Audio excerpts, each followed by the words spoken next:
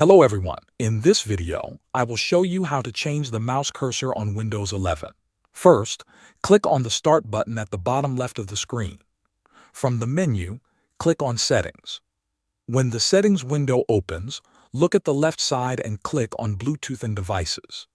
Now, on the right side, scroll down and click on Mouse.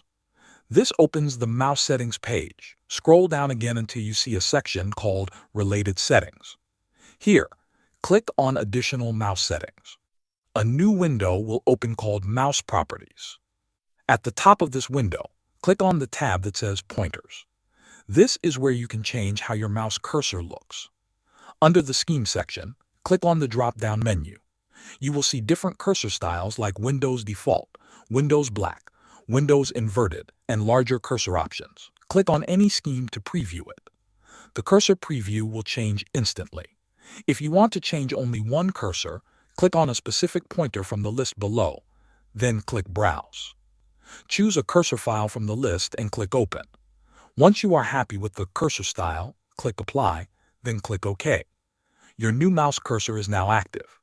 If you want to go back to the default cursor later, just come back to the same menu and select Windows Default again. Thanks for watching.